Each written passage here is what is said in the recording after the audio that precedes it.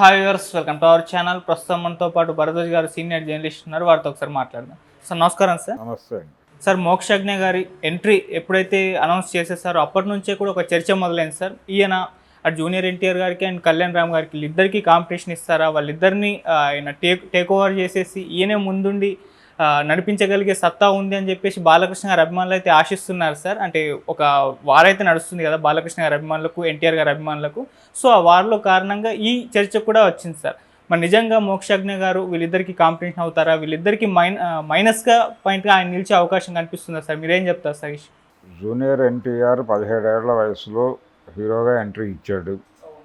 19 ఏళ్లకి ఒక పెద్ద హిట్ కొట్టి తన స్టార్డమ్ స్థిరీకరణ చేసుకున్నాడు అతను. సరే, అతని కష్టాలేవో అతను పడ్డాడు, అతని యుద్ధం అతను చేశాడు. ఇప్పుడు అతనికి ఇతను కాంపిటీషన్ ఎలా ఇస్తాడు? ఒకటి, ఇతను 30వ ఏట ప్రవేశించాడు ఇండస్ట్రీలోకి. ఇది ప్రధానంగా చూడవలసిన, అంటే ఇంతకాలం ఎందుకు జాప్యం జరిగింది అనే దాని మీద కూడా చర్చ జరుగుతోంది బయట. ఇంతకాలం ఎందుకు డ్రాగ్ చేశారు ఇతన్ని ఎంట్రీని? ఎప్పుడో చేసి ఉండాలి కదా. చాలా కాలం క్రితమే రకరకాల చర్చలు జరిగినాయి.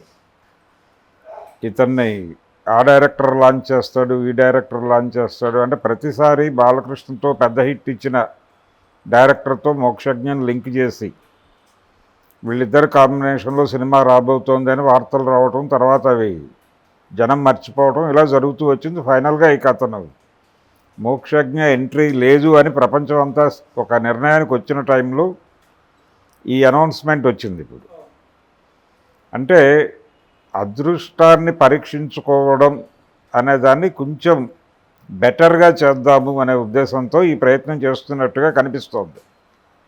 అంటే ఏదో వేగ్గా ఒక సినిమా తీయటం అనేది కాకుండా సినిమా తీద్దాము, కొంచెం పద్ధతిగా చేద్దాము, కొంచెం మార్కెట్ దృష్టిలో పెడదాం అనే ఉద్దేశంతో ఈ సినిమా ప్లాన్ చేశారు. అక్కడి వరకు ఓకే. ఇప్పటి వరకు అతను ఎలా మాట్లాడతాడు, అతని బాడీ లాంగ్వేజ్ ఏమిటి కూడా ఎవరికీ తెలియదు. అతను ఏ ఫంక్షన్లోనూ అతని మూమెంట్ కనిపించడు. ఆ ఫోటోలు మాత్రమే చూశారు. ఆ ఫోటోల్లో ఆయన చాలా మందంగా కనిపించాడు జనాలకి. ఈయన షేప్ అవుట్ అయిపోయాడు, ఇంకా సినిమాల్లోకి రాడు అని అందరూ ఒక నిర్ణయానికి వచ్చేసిన సందర్భంలో ఈ అనౌన్స్మెంట్ రావటం అనేది కొంచెం ఆశ్చర్యం కలిగించింది. ఆయన మొన్న జరిగినటువంటి నందమూరి బాలకృష్ణ గారి సినీ స్వర్ణోత్సవానికి కూడా గైర్హాజరయ్యాడు. వాంటెడ్గానే ఆయన్ని తప్పించారు అనేది అందరికీ తెలిసిన విషయమే. ఎందుకు తప్పించారంటే అతను లుక్ రివీల్ అయిపోతుంది అనే ఉద్దేశం కావచ్చు. దీని మీద ఇంకో సందేహం సర్క్యులేషన్లో ఉంది. అసలు ఈ ఒక లుక్ రిలీజ్ చేశారు. ఆ రిలీజ్ చేసిన లుక్లో ఆయన ఉన్నాడా, లేకపోతే ఇది డిజైన్డ్ లుక్కా అని కూడా కొన్ని అనుమానాలు ఉన్నాయి ప్రపంచంలో. సో ఈ అనుమానాల చిట్టాలో ఒక స్పెక్యులేటివ్ స్టోరీయే ఇది. ఏది మీరు చెప్పిన అతని ఎంట్రీ జూనియర్ ఎన్టీఆర్కి అలాగే కళ్యాణ్ రామ్కి మంగళహారతి పాడుతుంది అనేది. అలా ఏమీ ఉండదు. ఎవరి కెపాసిటీస్ వారివే. వారు ఆల్రెడీ స్థిరపడిపోయారు. ఆయన ఒక మార్కెట్ని క్రియేట్ చేసుకున్నాడు తను. ఆ మార్కెట్ మీద తన బిజినెస్ నడుస్తుంది, అయిపోయింది అది. అతను ఆల్రెడీ ఇంకొక 3 ఏళ్లకి బుక్ అయిపోయి ఉన్నాడు.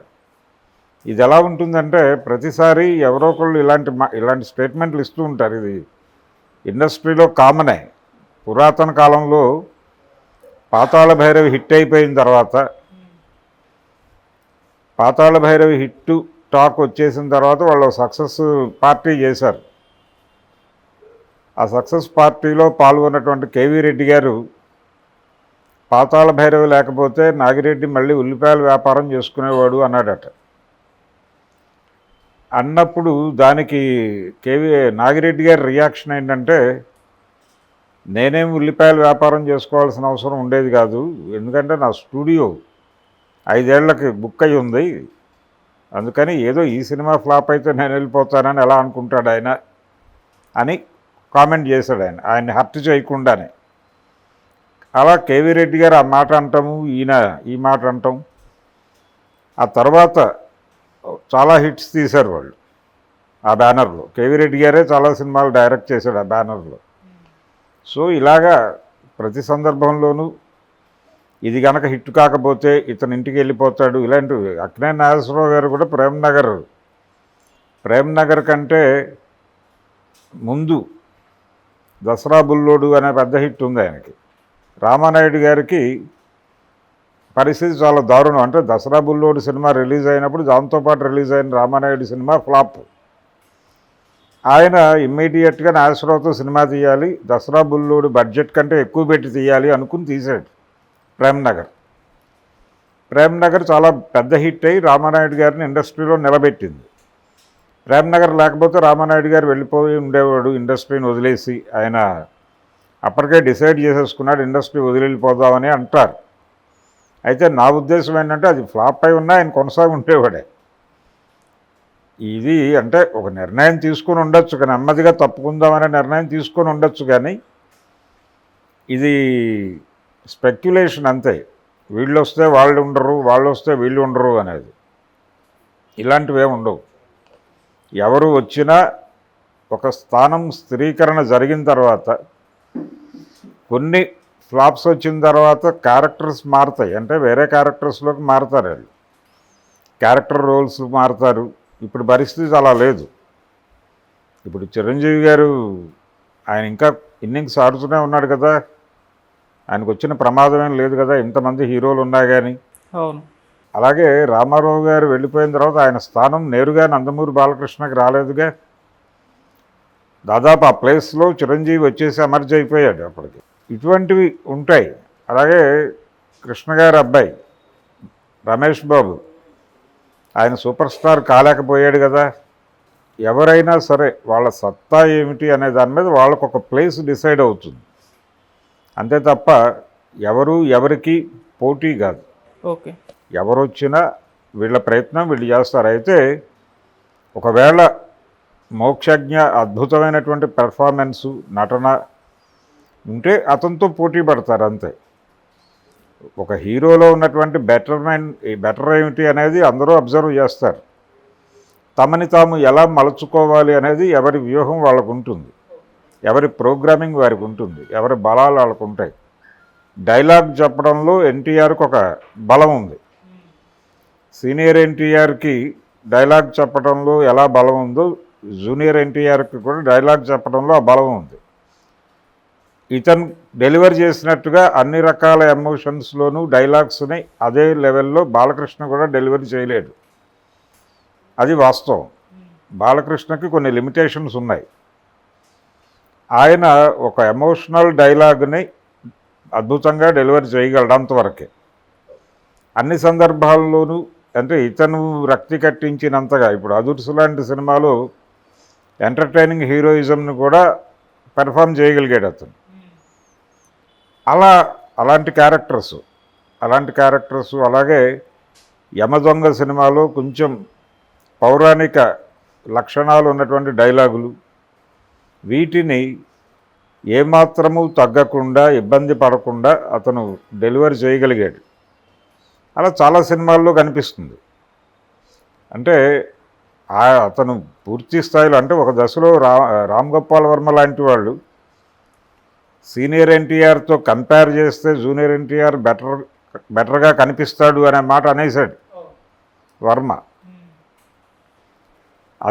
అది వాస్తవం కాదు, కానీ తన పద్ధతిలో ఇప్పుడున్నటువంటి హీరోల్లో బెటర్ డైలాగ్ డిక్షన్ పట్టుకుని దాని మీద కొంత డ్రామా నడపగలిగినటువంటి కెపాసిటీ జూనియర్ ఎన్టీఆర్కి ఉంది, అంతవరకు అంగీకరించవచ్చు.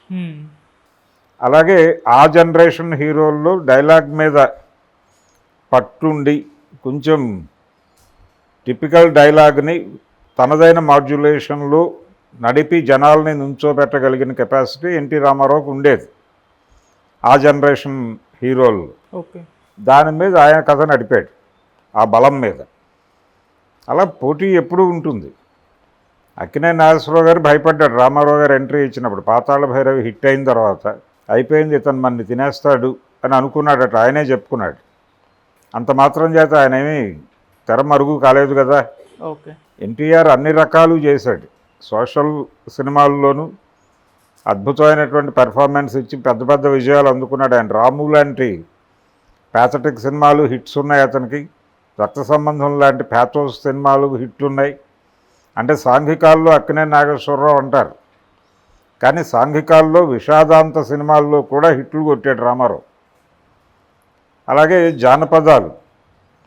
జానపదాల్లోనూ హిట్లు ఉన్నాయి అతనికి, పౌరాణికాల్లోనూ హిట్లు ఉన్నాయి. అంటే ప్రతి జానర్లోనూ హిట్స్ కొట్టాడు. అయినప్పటికీ నాగేశ్వరరావు ఉన్నాడు. తనకంటూ ఒక ప్లాన్ చేసుకుని ఒక పద్ధతిలో ఒక దశలో ఎన్టీఆర్కి గట్టి పోటీ ఇచ్చిన సందర్భం కూడా ఉంది. నిజానికి 77 తర్వాత ఆయన హవా తగ్గింది, కానీ 70 దశకం 73 వరకు గట్టి పోటీ ఇవ్వగలిగాడు.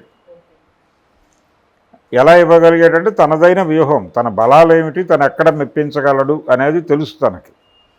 ఆ డిజైన్లో వెళ్ళిపోయాడు, ఆ తరహా కథలు ఎంచుకుంటూ వెళ్ళిపోయాడు. అంతే తప్ప ఆయనేమి పారిపోలేదు కదా ఇండస్ట్రీ వదిలేసి. రామారావు లాంటి నటుడు ఉన్నప్పటికీ కృష్ణ లాంటి వాళ్ళు కూడా చలాయించి పెద్ద హిట్స్ కొట్టారు కదా, ఇది ఎప్పుడూ ఉంటుంది. అంతే తప్ప మోక్షజ్ఞ రాగానే ఇదేదో వీళ్ళకి చెక్ పెట్టేసి వీళ్ళు వెళ్ళిపోతారు, తరమరుగు అయిపోతారు అనుకొని అక్కర్లేదు. ఎవరి మార్కెట్ వారికి ఉంది. ఇప్పుడు డౌట్ పడేది ఇతని మీదే. మోక్షజ్ఞని ఇంతకాలం ఎందుకు హోల్డ్ చేశారు, ఇంత టైం ఎందుకు తీసుకున్నారు, ఏమిటి కారణం అనేది ఇప్పుడు అతను ప్రీ రిలీజ్ ఈవెంట్లో మీడియా ముందుకు వచ్చి మాట్లాడితే తప్ప జనాలకు తెలియదు. ఓకే, ఆ ప్రీ రిలీజ్ ఈవెంట్ కోసం అతను ఒక్కసారి అంటే ఫస్ట్ లుక్ ఇవన్నీ ఓకే, ఇవన్నీ మేనేజ్ చేస్తారు అని అనుకుంటున్నారు జనాలు. అతను స్ట్రైట్గా మైక్ ముందుకు వచ్చి స్టేజ్ మీదకి వచ్చి కనిపించే వరకు ఈ సందేహాలు నడుస్తాయి. ఓకే, ఈ సందేహాలని కౌంటర్ చేయటం కోసం ఈ పుకార్లు నడుస్తాయి. ఏది ఇతను గనక ఒక్కసారి పాదం మోపితే వీళ్ళందరూ వెనక్కి వెళ్ళిపోతారు అని, అందుకోసం జరుగుతున్న గొడవ ఇది. ఓకే, ఇలాంటి గొడవలు జరుగుతాయనే విషయం తెలిసే అతని ఎంట్రీ గురించిన వార్త రాగానే ఎన్టీఆర్, కళ్యాణ్ రాము ఇద్దరు ఓపెన్ హార్ట్తో అభినందనలు తెలియజేస్తూ ట్వీట్లు పెట్టారు. ఆ ట్వీట్లు పెట్టడానికి కారణం ఇది గనక మనం ఇమ్మీడియట్గా స్పందించకపోతే దీన్ని చాలా దూరం లాక్కెళ్తారు వీళ్ళు అనే విషయం వాళ్ళకి క్షుణ్ణంగా తెలియటం చేత ఆ ట్వీట్లు చేశారు. సరే, ఈ నందమూరి ఫ్యామిలీ నుంచి మోక్షజ్ఞ గారు కాకుండా ఇంకొక ఎన్టీఆర్ గారు కూడా పరిచయం కాబోతున్నారు వైవిఎస్ చౌదరి డైరెక్షన్లో. వీళ్ళిద్దరి విషయంలో ఒక కామన్ పాయింట్ ఏంటంటే సార్, సస్పెన్స్ మెయింటైన్ చేస్తారు. అంటే వాళ్ళ లుక్స్ కానివ్వండి, వాళ్ళ మాటలు కానివ్వండి, ఇదేమన్నా స్ట్రాటజీ అనుకోవచ్చు. అలా డైరెక్ట్గా సినిమాల్లోనే చూసేయండి వీళ్ళని, బయట ఎక్కడ కూడా పరిచయం చేయకుండా. ఏంటి సార్ ఇది? అవును, పరిచయం చేయకుండా ఉండాలి. అతను ఫోటో రివీల్ చేశారుగా వైవిఎస్ చౌదరి గారు, అది చాలా టైం తర్వాత ఫోటో రివీల్ చేశాడు. అయితే ఇది వ్యూహాత్మకమే, అంటే పబ్లిసిటీ స్ట్రాటజీలో భాగంగానే చేశారు. ఇప్పుడు మోక్షజ్ఞ లుక్ వాళ్ళు రివీల్ చేశారు, దాని మీద చర్చ ఉంది. అసలు ఆ లుక్